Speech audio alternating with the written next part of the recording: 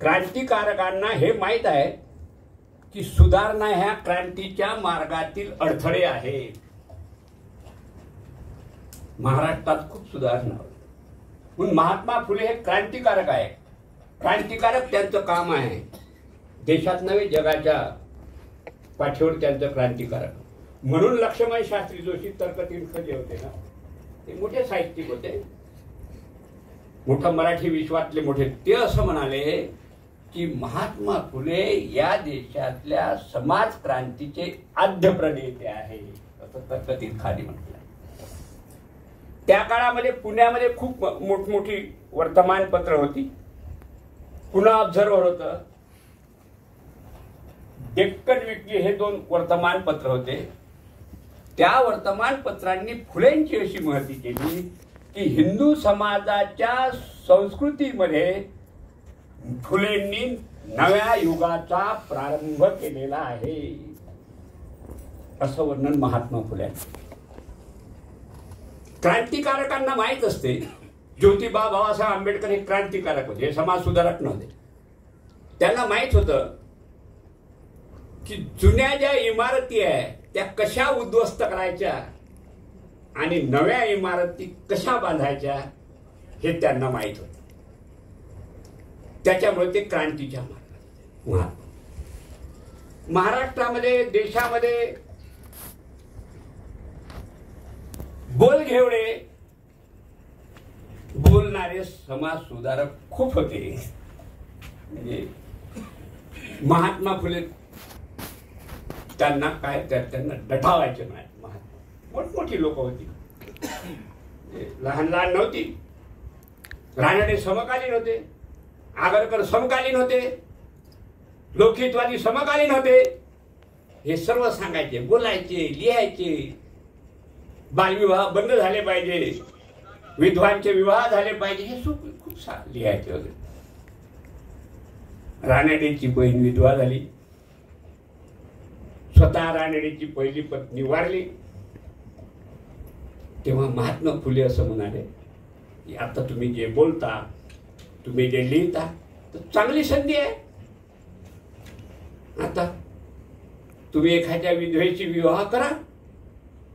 ते म्हणजे माझे वडील काय म्हणणार, म्हणजे ते असं म्हणाले की माझ्या आता वडील काय म्हणतील वगैरे वगैरे.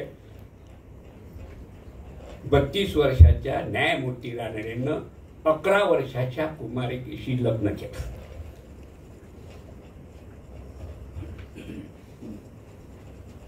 त्यांची विधवा झालेली जी बहीण होती न्यायमूर्ती, त्यांचं काम कमी आहे असं नाही सांगत, फक्त म्हणजे सुधारकातला आणि क्रांतिकारकातला म्हणजे रानडेचे काम खूप चांगलं आहे. रामजीचे खूप चांगले मित्र होते, बाबासाहेब आंबेडकरांच्या वडिलाचे मित्र होते, गोपाळबाबा वलंगकरचे ते मित्र होते. म्हणजे हे पण बोलते आणि करते सुधारकामधला तो फरक आहे. जेव्हा त्यांना म्हटलं का आता तुमची बहीण विधवा झाली आहे, तिचा पुनर्विवाह करून घ्या ना, आता चांगली संधी आहे, तुम्ही बोलता लिहिता. ते म्हणजे माझे वडील काय म्हणतील. बहिणीचं तारुण्य तसंच जडू दिलं रानडेंनी. आगरकरी तसेच होते, खूप बोलायचे, खूप लिहायचे, ते चांगलेच होते, सुधारकच होते आगरकरी. पण लोक विचारायचे त्यांच्या, तुमची ती पत्नी आहे ना, तिथं मंदिराच्या भोवताल फार फेऱ्या मारते, ते आगरकर होते. आगरकर म्हणजे जसा मी स्त्री स्वातंत्र्याचा उद्धारक आहोत, तसा व्यक्ती स्वातंत्र्याचा पण पुरस्कारक आहोत, असं असं असं असं पण म्हणायचे की म्हणजे हुशारच होते आगरकर होते. आणि वाङ्मयाचे होते, म्हणजे टिळकांचं त्यांचं पुरोगामी होते. म्हणूनच ते टिळकापासून हे गेले. केसरी त्यांनी स्वतः स्थापन केलं तर मराठा आणि केसरी आगरकरांनी टिळकांनीच. लोकहितवादी पण होते, लोकहितवादी खूप लिहायचे, ते तर वर्तमानपत्र लेखच आहे त्यांचे लोकहितवादीचे. पण जेव्हा त्यांच्या मुलाला परदेशात पाठवण्याची संधी आली तर तेव्हा हे सर्व कट्टरवादी म्हणू आपण त्यांना. त्या कट्टरवादीमध्ये की नाही तुम्हाला प्रायश्चित्त घ्यावं लागेल, तर ते त्या गोदावरीच्या नदीच्या काठावर जाऊन ते असं सर्व पश्चातापाचे कार्यक्रम करायचे. महात्मा फुले याच्यापेक्षा वेगळे होते. महात्मा फुलेचं काम अत्यंत क्रांतिकारक अशा प्रकारचं महात्मा फुल्यांचं काम होतं. त्यांच्या जीवनातले काही प्रसंग आहे हे सर्व क्रांतिकारक आहे. या क्रांतिकारकांच्या लहान लहान प्रसंगामधूनच ते क्रांतिकारक झाले. हे सर्वांच्या भाऊसाहेबांच्या, गाडगेबाबांच्या, बाबासाहेबांच्या, फुल्यांच्या जेवढे जेवढे असं क्रांतिकारक रेव्होल्युशनरी ज्याला म्हणतो ते विचार त्यांच्या डोक्यात आले ते प्रसंगातून झाले. एक ब्राह्मण मित्र सखाराम परांजपे, त्याचं लग्न मित्रच होते. भवाडकर पण हे ब्राह्मणच मित्र होते. सदाशिवराव गोंडे हे सर्व ब्राह्मण आणि ब्राह्मण्यामध्ये फरक आहे, तो केला पाहिजे. सर्व ब्राह्मण हे नसतात, खूप ब्राह्मण चांगले असतात. ब्राह्मण्य हा संसर्गजन्य रोग आहे, तो कोणाला लागतो, मला लागू शकतो. ब्राह्मण्य हा संसर्ग कोण आपल्यात पण हे सारं ब्राह्मण मित्राच्या लग्नात गेले. सखाराम परांजपेच्या मित्र कुठं असते, घोड्याच्या समोरच असतो ना. त्याही काळात राहत होते, आताही राहतात. म्हणजे ब्राह्मण मित्र असल्यामुळं, त्यांचा मित्र त्याला हे असल्यामुळं ते वरातीत होते आणि ते समोरच होते नवरदेवाच्या. आताही असतात, आताही मित्र कुठं असतात, नवरदेवाच्या समोर. आता डान्स वगैरे करतात, आता डान्स काही औषध पण घेतात, म्हणजे असं आहे.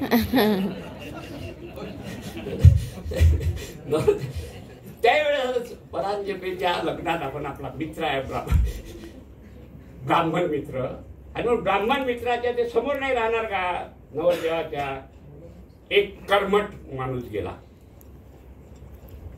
सखाराम परांजपेचा नातेवाईक, त्याला म्हणजे शूद्रा, एकदम समोर. म्हणजे तुझं स्थान कोणतं आहे, तुझं स्थान कुठं आहे, आणि तू एकदम समोर चालली. हा झालेला अपमान. बालवयात टीनेजर असणाऱ्या महात्मा फुल्यांना एवढा तो अपमान वाटला की तू समोर जातो, आमच्या मागरा. ही व्यवस्था तशी आहे. म्हणजे असं फुले खूप हे झाले, म्हणजे शत्रू नाही झाले. सखाराम परांजपे जे शत्रू झाले, लक्षात ठेवायचं. शेवटपर्यंत सखाराम परांजपे महात्मा फुल्यांसोबत होते. मित्रत्व असं पण असते ना. त्यांच्या लग्नातून त्यांना काढून दिलं म्हणून ते त्यांचे शत्रू नाही झाले.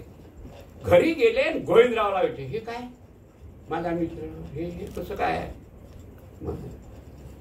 मी असं होतो. ते खूप तनफन करायला लागले. म्हणजे गोविंदराव म्हणायचे की बाबा तशी व्यवस्था आहे, इथला धर्म तसा आहे, इथली धर्मशास्त्र तसे आहे, असे प्रत्येक आहे. मग ते चिकित्सा करायला लागले महात्मा फुले. मग ते वाचायला लागले की काय धर्म आहे, व्हॉट इज द वेद, पुराण, मनुस्मृती. हे तर वाचलं, बुद्ध पण वाचला, व्हॉल्टेअर पण वाचला, वॉशिंग्टन पण वाचला, अब्राहम पण लिंकन वाचला, महत्वाचं म्हणजे थॉमस पेन वाचला. ह्युमन राईट, माणसाचे मूलभूत निसर्गानं दिलेले अधिकार हे वाचले. चिकित्सक जे चिकित्सक असतात, धर्माची चिकित्सा करतात, तेच क्रांतिकारक होतात. बाबासाहेबांनी तेच केलं, गाडगेबाबांनी तेच केलं, पंजाबरावनी तेच केलं. त्यांचा एमफिलचा ग्रंथच पंजाबराव देशमुखांचा वैदिक धर्माचा उद्गम आणि विकास असा आहे. की एखाद्या प्रसंग सर्वांच्या ते तिकडचे दक्षिणेतले होते की रामस्वामी नायकर किती क्रांतिकारक होते. त्यांचे विचार सुरू आहे. 67 पाठवून मद्रासमध्ये काँग्रेसचं सरकार नाही, द्रविडियन आहे, ऑल आर द्रविडियन, द्रविडांचं सरकार आहे. तुम्हाला सांगतो की हे सारे नायक, रामस्वामी नायकर, पेरियार हे त्यांना पदवी दिली आहे. पुढे त्यांना जे पेरियार म्हणतो ना आपण रामस्वामीला, ती पदवी आहे. जशी महात्मा आहे तशी त्यांनी चांगलं काम केल्यामुळे त्यांना ती मिळालेली पदवी आहे. पेरियारला त्यांनी पण संन्यास घेतला. आपण साधू वगैरे बनलं पाहिजे. तेव्हा काही टीव्ही वगैरे नव्हते, तर साधू कसे असतात ते काही दिसलं नाही त्यांना. पण त्यांना वाटलं, आता पाहिले असते त्यांनी साधू, तर नसतं त्यांच्या मनात आलं असं.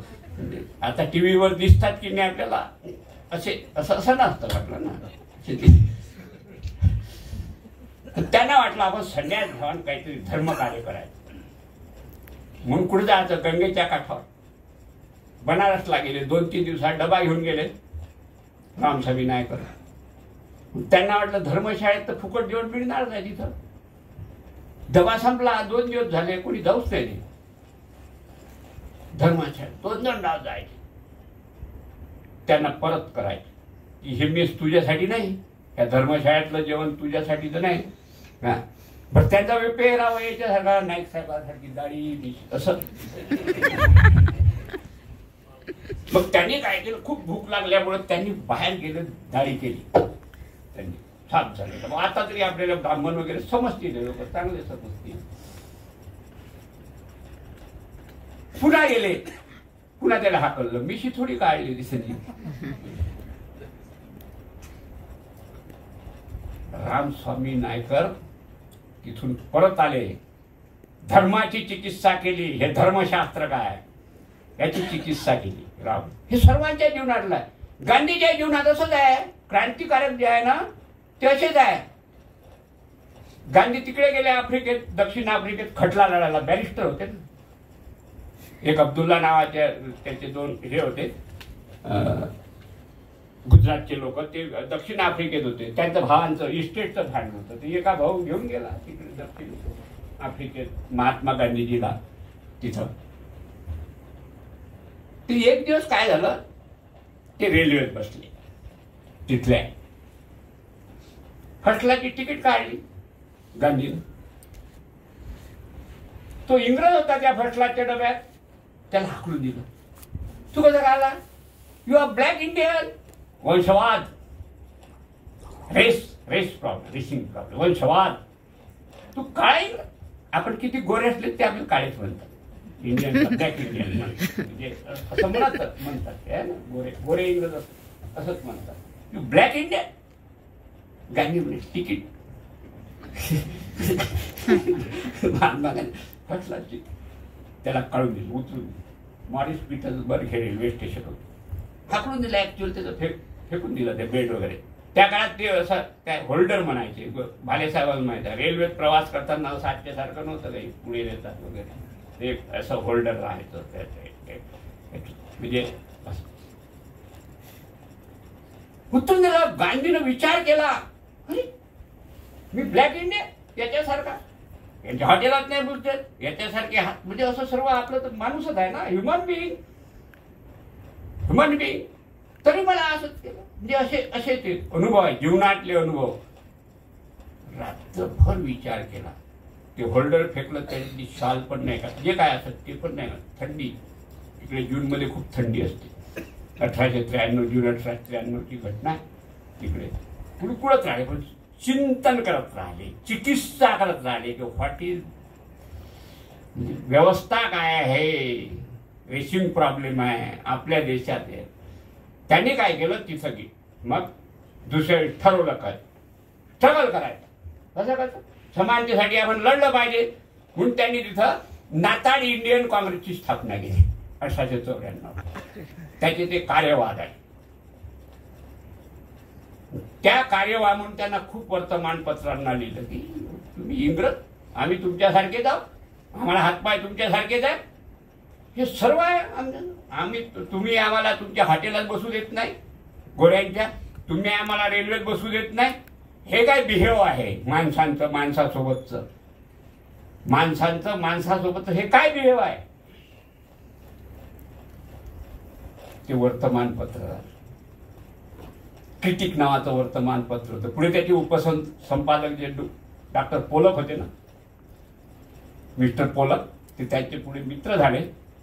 सडकून टीका केली इंग्रजांनी गांधीवर त्याच वर्तमानपत्रात. तू कोणाला आम्ही काही समर्थन नाही करत या विषमतेचं तुमच्यासोबत हे आमचे लोक असे वागतात पण तू कुठून आला इंडियातून तुम्ही उच्च लोक कसे वागता अस्पृश्यांसोबत कसे वागता तुमच्याकडे किती गुलामी आहे. स्लेव बाळासाहेब म्हणायचे स्लेव आणि अनटचेबल याच्यामध्ये फरक आहे. गुलाम जे असतात ना ते गुलाम टचेबल आहे त्यांना टच करता येतो. तुमच्या देशात असे जात आहे, असा बहिष्कृत वर्ग आहे की ते टच पण करता येत नाही. गांधी चिकित्सा करते हो, यांना काय म्हणतात, चला आपल्या देशात. म्हणून ते गोखलेला भेटले, गोखले सांगितलं जा जरा फिर पूर्ण देशात कशी आहे ती. असे सर्वांच्या जीवनातले आहे. गाडगे बाबाच्या जीवनातलं काय, गाडगे बाबाच्या जीवनात काय, अरे एवढे कष्ट करतो मी, मामावरचं एवढं कर्ज फेडलं मी, माझी आईने इकडे मामाच्या गावाला आलो. तिडके, ते शिकार तिडके होते ना, त्यांना मी नेहमी म्हणजे प्राध्यापक होते, त्यांच्या आजोबाच होतं, ते करतोच त्रास देण्याचं गाडगेवर. तर तुम्ही तिडके झाले नसते तर आम्हाला गाडगे बाबा भेटले नसते असं म्हणायचं. तर ते प्राध्यापकही होते आणि पुढे प्राचार्य, शिकार तिडके पुढे प्राचार्य. धानके साहेबांचे गाईडच होते तुमचे नाही, तुमचे हां मराठीचे PhDचे गाईड. त्यांना म्हणून बरं झालं तुम्ही तिडके लोक झाले, नाही तर ते गाडगे बाबा आम्हाला कुठं भेटले असते का रोडे साहेब. कसं आमचे इंजिनियर आहे रोडे साहेब, विद्यापीठात भेटतात. बरं झालं असं सांगत राहा मी त्यांना. मग गाडगे महाराजांनी काय केलं, खूप कष्ट केले आणि खूप कापूस कपास तिळके साहेबांच्या. शाहूकार म्हणे संपलंच नाही, म्हणजे कर्ज असं कसं संपलं नाही. शंभरावर काय कितीतरी शून्य लावत असते वगैरे वगैरे. त्यावेळची सावकारी आहे, त्यावेळची सावकारी आहे. यांनी सावकारीच्या विरोधात लढा दिला फुल्यांनी. बाबासाहेबांनी पहिलं बिल तर सावकारीच्या विरोधातलं बाबासाहेबांनी चाललं मुंबई प्रांताच्या असेंब्लीमध्ये, सावकारशाहीचे. मग हे तिळके आले घोड्यावर बसून, त्या घोड्यावरच बसे. त्याच्यात म्हणजे मोठे जे जमीनदार लोक होते ना, सरंजामदार, त्याचे लोक घोडेच होते. 10-12 लोक घेऊन आले.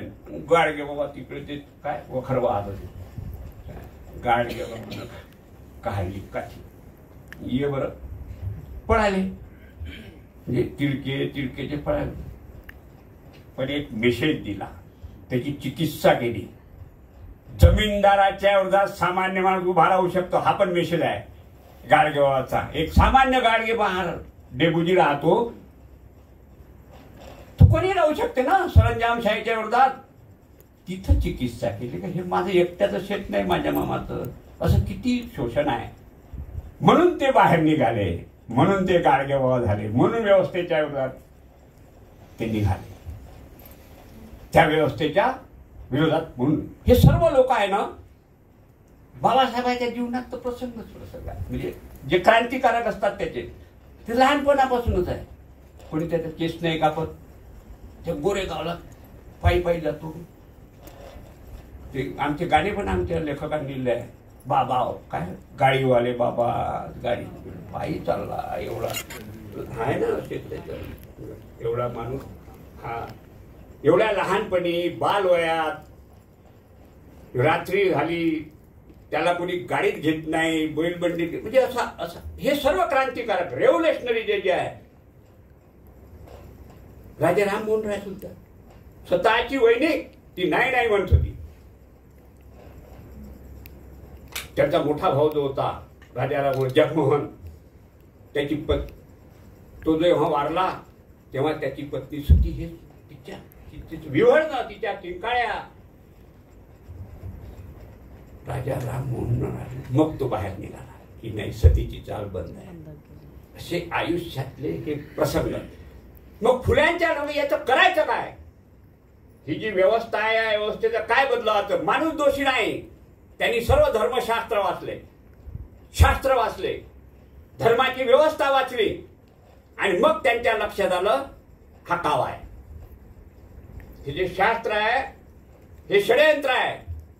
हे काही ईश्वराने निर्माण नाही केलं, हे काही परमेश्वराने निर्माण नाही केली. ही विषमता, समता आणि विषमता ही माणसांनी निर्माण केली.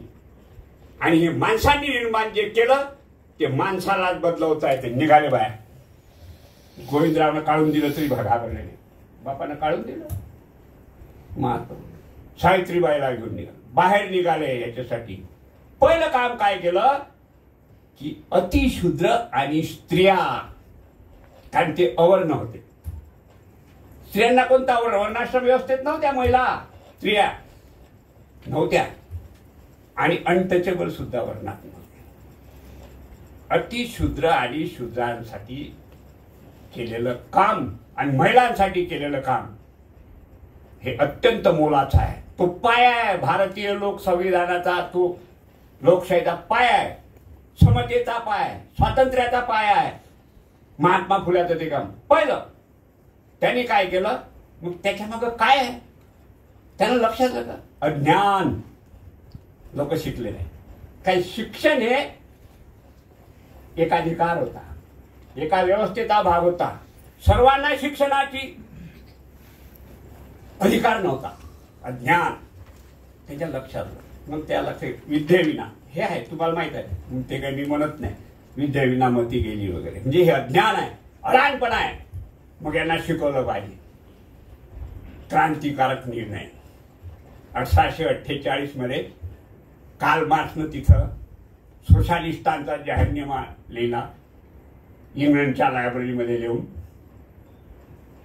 1848चा कम्युनिस्टांचा जाहीरनामा आणि 1848 मध्ये इकडे महात्मा फुल्यांची क्रांती. महिलांसाठी पहिली शाळा 1848 भिड्यांच्या वाड्यात, ब्राह्मण मित्र भिडे. तेव्हा शाळा वाड्यातच होत होत्या, वाड्यात किंवा मंदिरात. माझा पहिला आणि दुसरा वर्ग माझ्या गावात वाड्यात मोठा राहील ना, लहान लहान घरात थोडी होणार राहील शाळा. काय एक तर वाड्यात करा, किंवा मी पहिला आणि दुसरा वर्ग मंदिरातच शिकलो. म्हणजे आमचा पहिला दुसरा वर्ग मंदिरातच झाला, तिसरा वर्ग मोठ्या भिड्यांच्या वाड्यात शाळा. मुलींचं शिक्षण, स्त्रियांचं शिक्षण भिड्यांच्या वाड्यात शाळाच काढत केली. आणि दुसरं काय केलं, अनटचेबल, बहिष्कृत, अस्पृश्य, ज्यांना हात लावता येत नाही त्यांना घरचा पाण्याचा होत. किती मोठी क्रांती. स्वतःच्या घरची विहीर, म्हणजे विहीर ते आहे अजूनही, गेली तुम्ही फुलेवाड्यात. अस्पृश्य लोकांना पाणी पिण्यासाठी ओपन करणे, किती मोठी क्रांती आहे. त्या काळातली मोठी क्रांती आहे. महात्मा फुले हे दोन सर इतक्या शाळा काढल्या महिलांसाठी. त्यांनी आपल्याच नाही, फक्त सर्व महिला, कोणत्याच महिलांना शिक्षणाचा अधिकार नव्हता. मुली शिकू नयेत वगैरे. त्या काळची ते विचारसरणी, त्या काळची ते त्या धर्माची आणि त्या समाजाची ती व्यवस्था होती. कोणी शिकून, पण फुल्यांनी केली क्रांती. मग शिकवण कोण? मग त्यांनी ते सदाशिवराव गोंडे, त्यांचे ब्राह्मण मित्र होते ते पण, सदाशिवराव भवाळकर पण मित्र होते त्यांचे, ती ब्राह्मणच होते.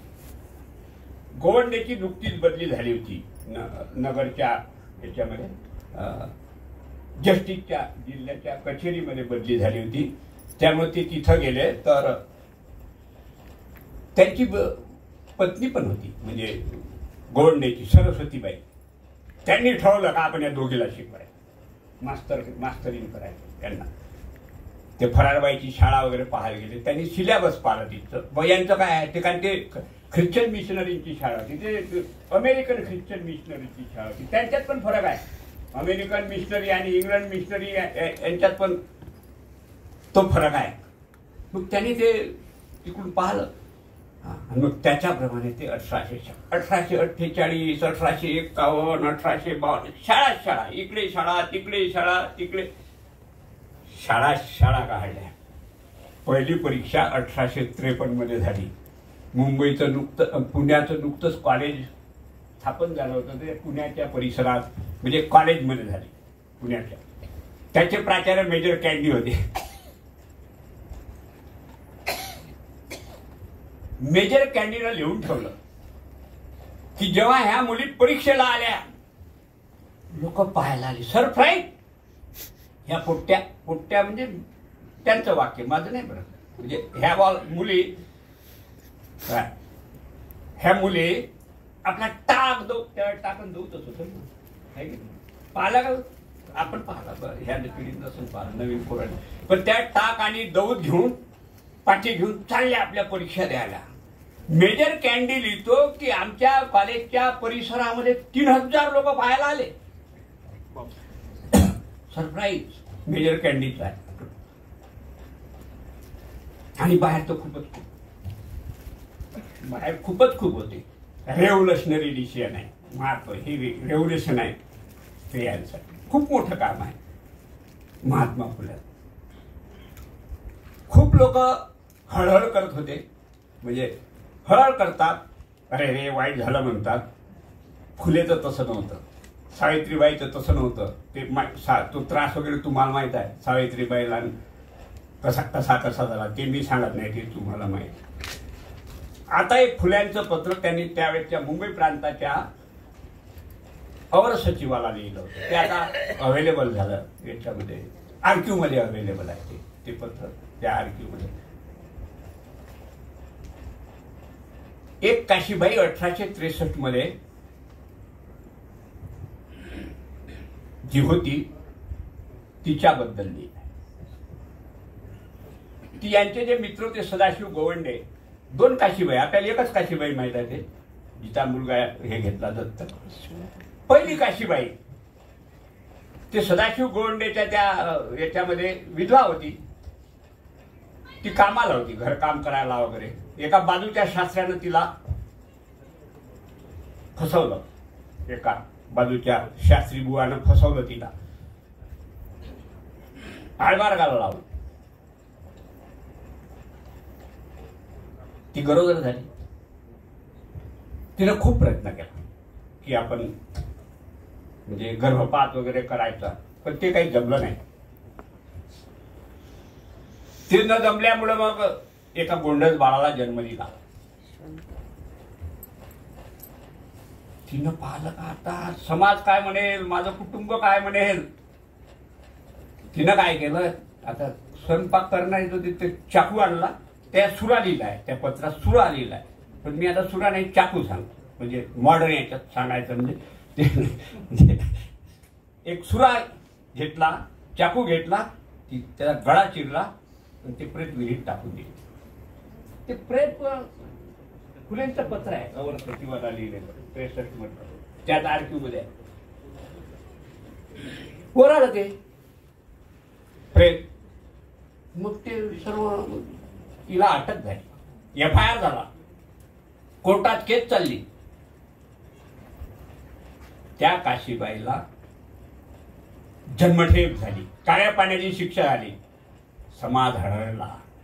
पुण्यातले रे रे रे रे फुले नुसते हळहळले नाही, सावित्रीबाई नुसती हळहळली नाही, त्याने पोस्टर छापले, काळे पाणी टाळण्याचा उपाय.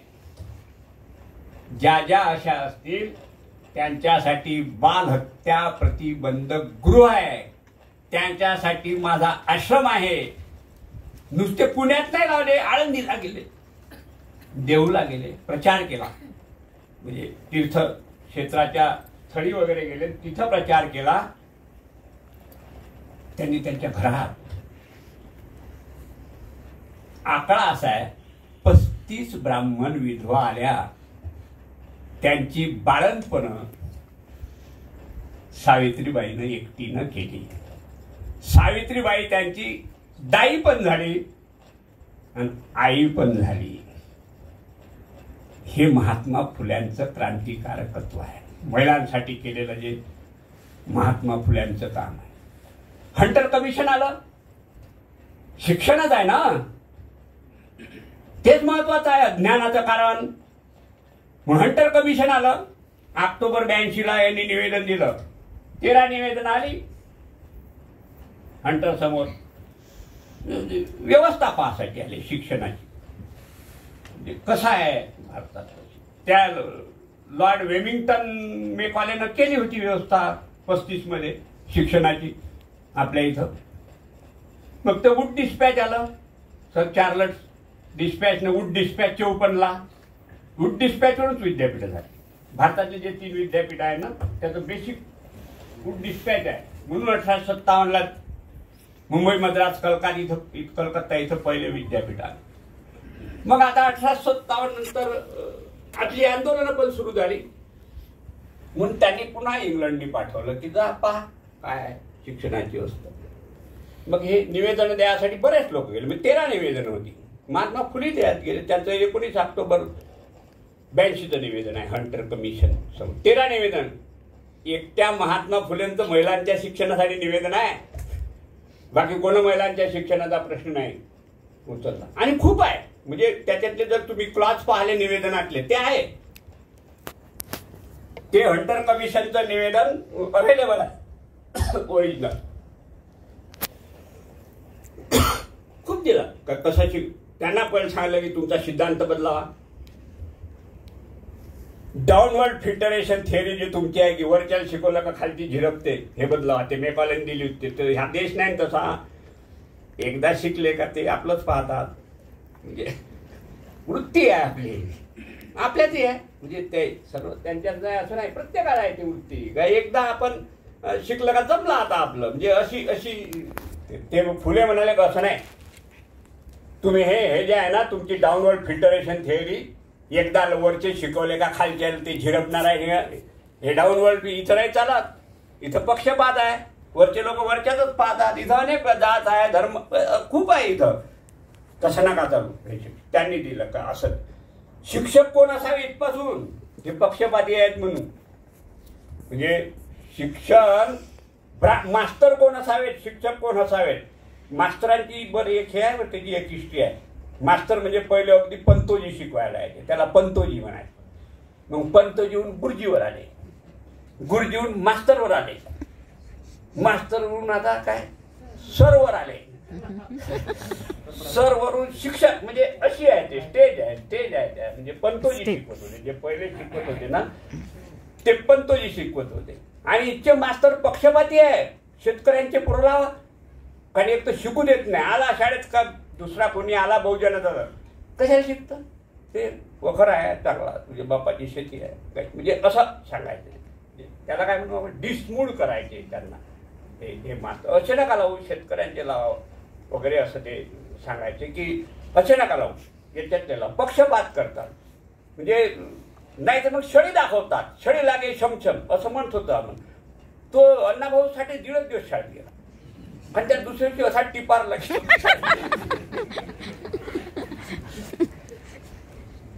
किती म्हणत काय तो शाळेत 1.5 दिवस गेला आणि त्याला एवढे ते रुळत राहत होते ना त्यावेळेस. आमच्या शाळेत तर फोकटे पण राहत भाले सरला माहित आहे. म्हणजे काय ना हा असे असे राहत होते ते. त्याच्यामुळे हे पक्षपाती आहेत. तुम्ही शेतकऱ्यांची मुलं वगैरे सिलेबस पण दिलं. महात्मा फुलेंनी सिलेबस कोणतं शिकवलं पाहिजे हे पण दिलं त्या निवेदनामध्ये. पगार द्या.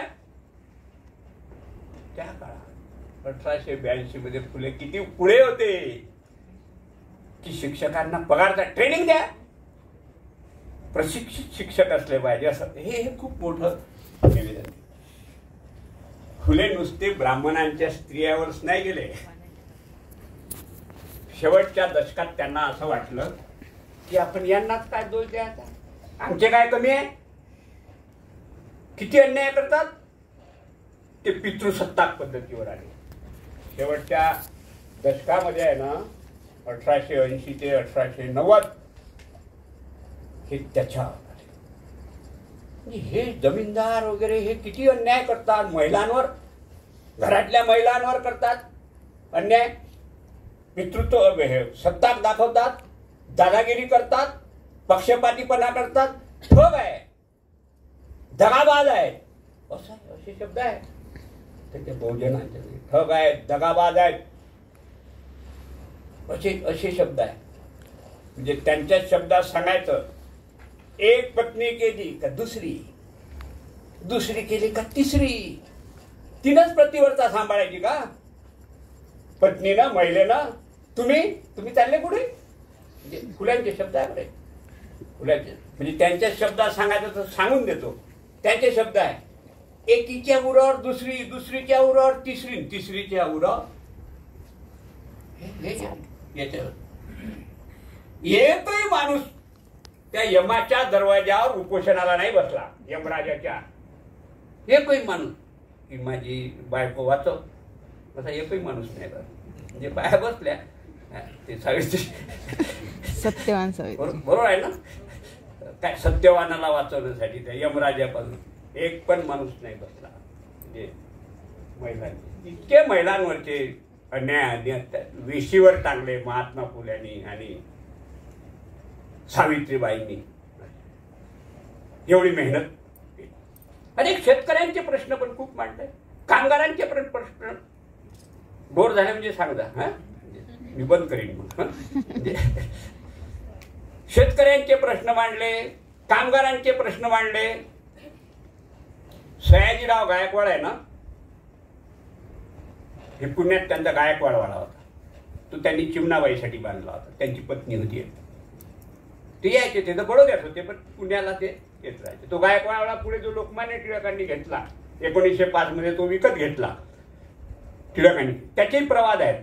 म्हणजे विकत घेतला किंवा निघाला नाही, तो भाड्याने घेतला होता पहिल्यांदा केसरी मराठासाठी, मग ते वगैरे वगैरे. तो त्याच्यात काही जाऊ नये आपण, पण आहे त्याच्यात विवाद. तर ते सयाजीराव यायचे आणि मग चर्चा वगैरे सर्व डिस्कशन करायचे.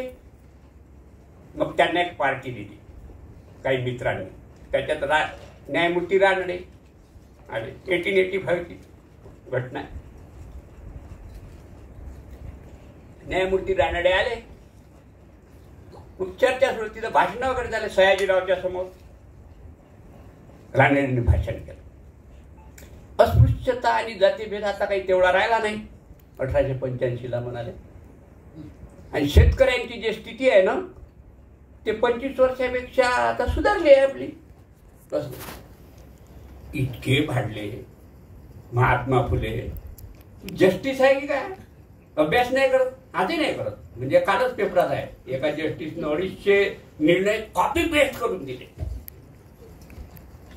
कालच्याच पेपर आहे, परवाच्या पेपरात आहे. कोण, दीपक मिश्रा, कोणता तरी मिश्रा, म्हणजे नोटावाला, हा असं काहीतरी आहे. म्हणजे कालच्या ह्याच्यात आहे. म्हणजे त्यावेळेस म्हणाले की तू एवढा मोठा न्यायाधीश आहे रानडे, तुझं नाव किती आहे, तू हे असं बोलतो की बस शेतकऱ्यांच्या जीवनात आनंद आहे वगैरे, जातीभेद नाही, विषमता नाही वगैरे वगैरे, असं असं असं केलं. म्हणजे त्यासाठी इशारा हे पुस्तक लिहिलं. इशारा हे पुस्तक आहे ना, त्याच्यासाठी ज्योतिरावने लिहिलं आहे. 1887 मध्ये जेव्हा राष्ट्रीय काँग्रेसचं अधिवेशन झालं, त्या राष्ट्रीय अधिवेशनामध्ये महात्मा फुल्यांनी काय केलं माहिती आहे का, एक व्यंगचित्र काढलं. त्यांच्या मित्रांनी व्यंगचित्र काढलं. एक झाड, झाडाच्या वरच्या फांदीवर ब्राह्मण, बाजूच्या फांदीवर भांडवलदार, दुसऱ्या फांदीवर पारशी, तिसऱ्या फांदीवर सावकार, असं वगैरे, असं सर्व. म्हणजे असं वर वर वर खाली खाली असं आणलं. हा शेतकरी, हा शेतकरी, त्याच्या अंगात ते त्यावेळेस ते बांडीस म्हणू त्याला आपण, ते फेटा इथपर्यंत धोतर, तो वाकलेला आणि ते झाड त्याच्या डोक्यावर आहे. म्हणजे शेतकऱ्याची अशी सिच्युएशन आहे. व्यंगचित्र काढून शेतकऱ्याची ते स्थिती होती त्या काळात. तो राणीचा मुलगा आला, व्हिक्टोरिया राणीचा, इथं आपल्या इथं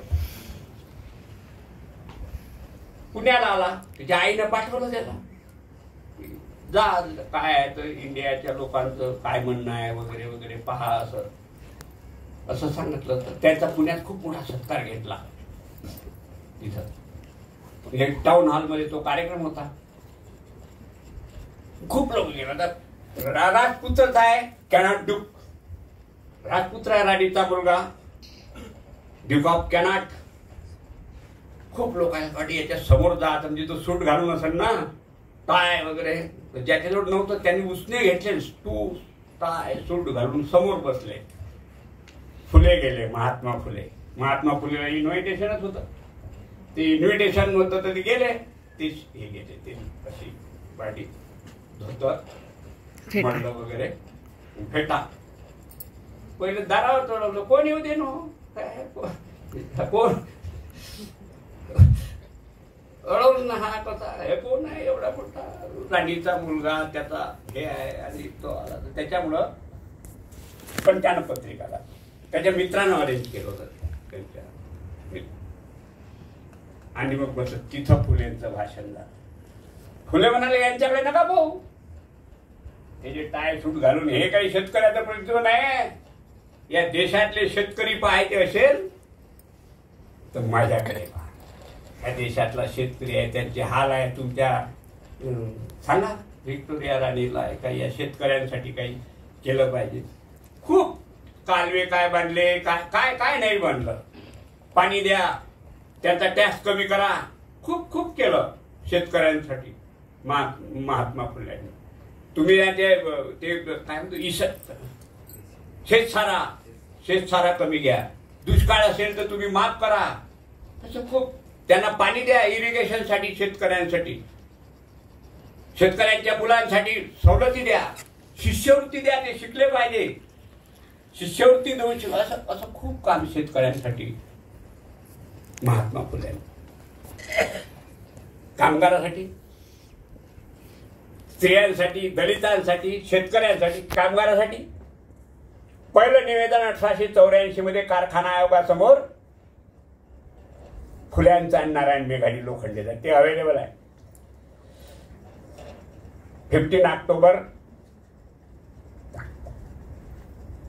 ते निवेदन आहे 1884 कारखाना आयोगासमोर.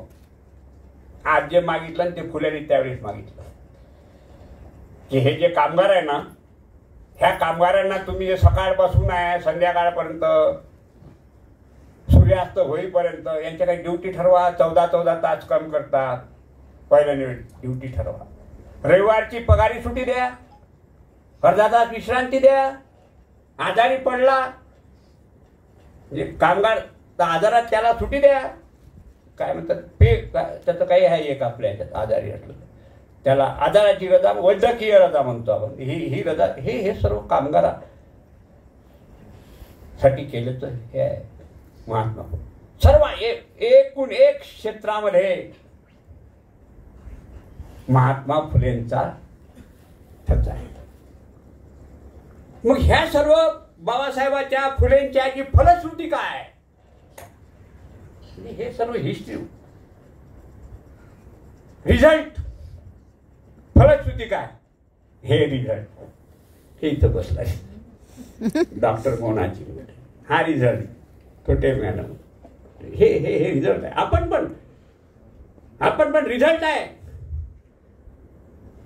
या देशातल्या सावित्रीबाई पासून, फुले पासून प्रेरणा घेतली.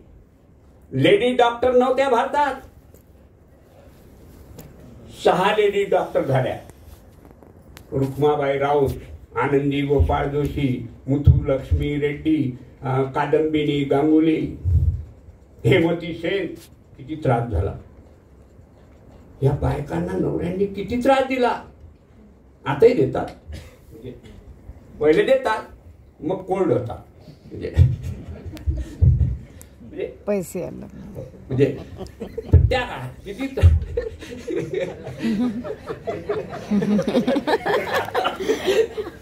नोटा येतात ना, नोटा.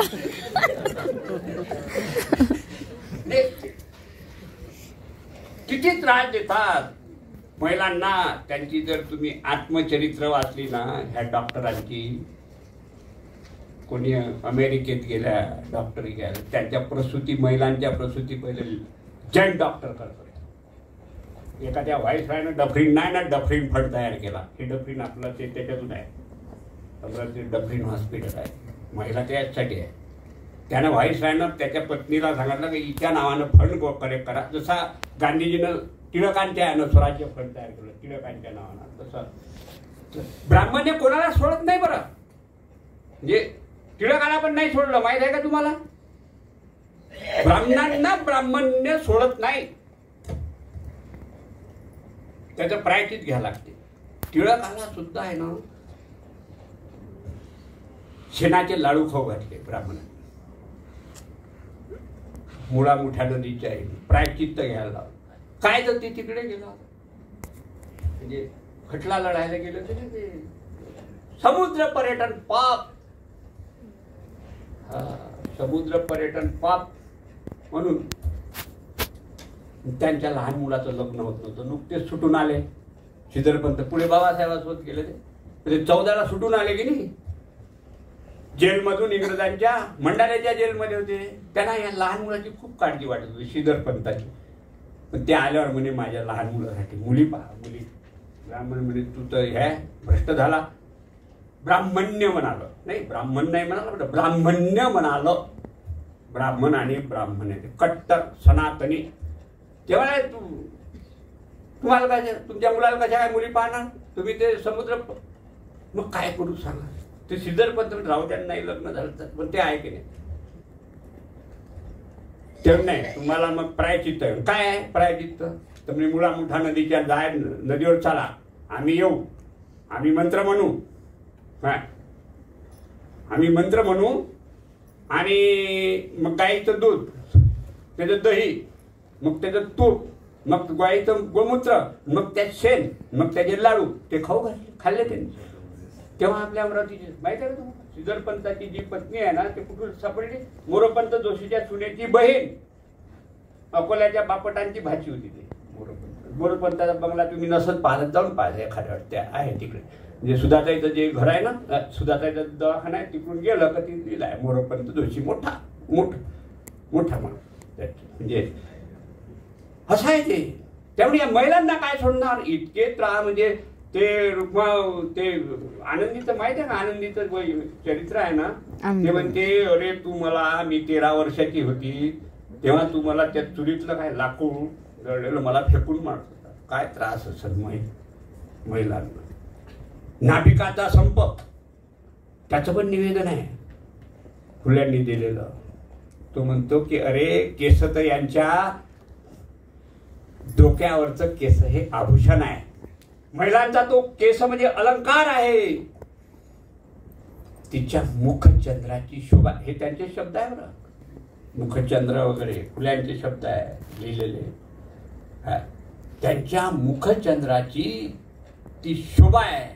त्या लहान लहान मुली विधवा होतात त्यांचे केस कापताना त्यांचं सौंदर्य नष्ट करताना तुम्हाला तुम्ही हळहळत का नाही तुमचे हृदय कसं पाझरत नाही असे. तुम्हाला काय भेटते जास्त पैसे तर मंत्र म्हणणाऱ्याला भेटते.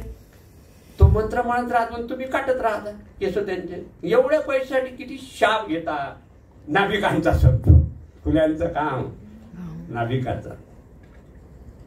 रिझल्ट संविधान सभेत 15 महिला होत्या. 15 म्हणजे अमृता संविधान सभेत होत्या. फुल्यांचा रिझल्ट संविधान सभेत 292 लोक होते. संविधान आपल्या देशाची घटना तयार करायला 15 त्यांना मदर्स वुमेन्स म्हणतात. त्यांचं पण एक पुस्तक आता पब्लिश झालं मदर्स वुमेन्स 15 होते त्याच्यात. म्हणजे विजयालक्ष्मी पंडित होत्या राजकुमारी अमृतकर होती सरोजिनी नायडू होत्या. एक दलित पण होती म्हणजे एक दलित स्त्री होती तिचं नाव दाक्षियनी वेणुवदान. पहिली शिकलेली पहिली आमदार झालेली ती केरळची होती. केरळचे नाव खूप कठीण आहे हो. आम्ही गेलो होतो माझी मिसेस मी म्हणजे होतो मी केरळच्या राजभवनमध्ये 8-10 दिवस होतो. अनिता मी वगैरे असं ते कसेच नाव आहे त्याचे. म्हणजे एखादा शब्द वराडच्या माणसाचा चुकला तर काय पंचायत होते. समजा मुथू लक्ष्मीचा एखादा शब्द चुकला त्यातला तर किती बेकार असे म्हणजे असे नाव आहे ते पण होती. पण ती पहिली अनटचेबल केरळची आमदार ती संविधान सभेत. म्हणजे काय रिझल्ट आहे हा पण रिझल्ट किती शिकले. म्हणजे परीक्षा द्यायला गेले तर लोक पाहायला आले त्याचे रिझल्ट आहे आपल्याला. 15 मदर्स वुमेन्स असं म्हणतात. संविधान घडवणाऱ्या देशाची घटना घडवणाऱ्या 1975व्या आपण 75व्या वर्षात आहोत संविधान सभेत. त्या घडवण्यामध्ये कोणाचा हात आहे या 15 महिलांचा पण. मग आता फुलेवाद आहे कुठे. फुले बाबासाहेब कुठे आहे. ते जस्टिस होते पी.बी. सावंत मुंबई न्यायालयाचे जस्टिस होते. लवकर संपवतो पी.बी. सावंत होते जस्टिस पी.बी. सावंत. ते असं म्हणाला की फुल्यांचा पराभव त्याच्या शत्रूंनी नाही केला त्याच्या अनुयायांनी केला. ज्यांच्यासाठी हाडाची काळी काळ केली महात्मा फुले आणि सावित्रीनं त्या महिलांनी केला त्यांनी केला. त्यांच्या अनुयायांनी केला. माणसं सत्ताशोधक बनले आणि महिला पुन्हा तिकडेच गेल्या. कुठे आहेत महिला? फुल्यांनी ज्याच्यासाठी हाडाची काळा केली ते कुठं आहे?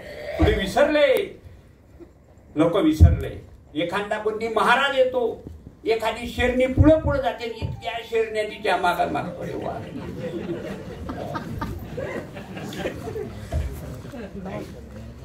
कठीण आहे.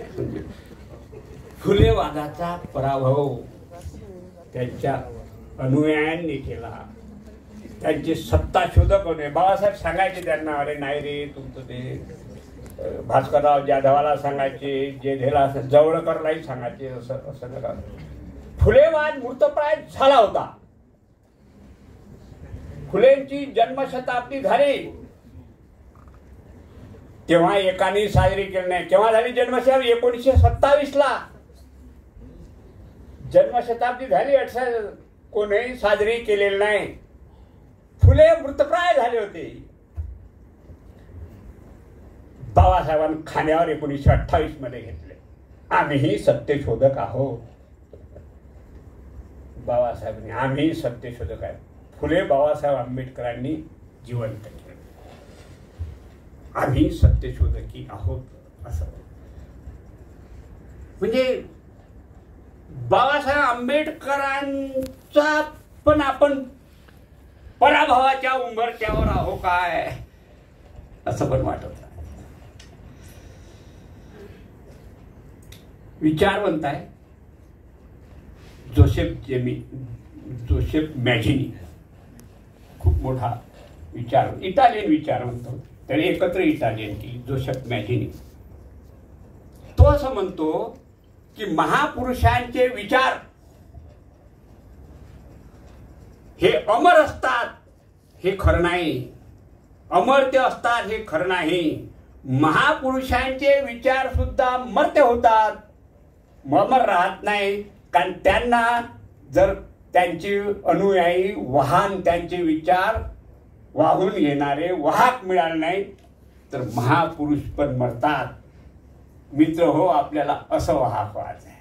फुल्यांच्या विचाराचे वाहक व्हायचं आहे. बाबासाहेब आंबेडकरांच्या विचाराचे वाहक व्हायचं आहे. माझ्या बंधू आणि भगिनींनो, आपण जर अनुयायी त्यांच्या विचाराचे वाहक झाले तर परिवर्तन सातत्यानं चालण्याची, क्रांती सातत्यानं पुढे जाण्याची त्याच्यामध्ये विचारामध्ये किमया आहे. जय भीम, जय भारत.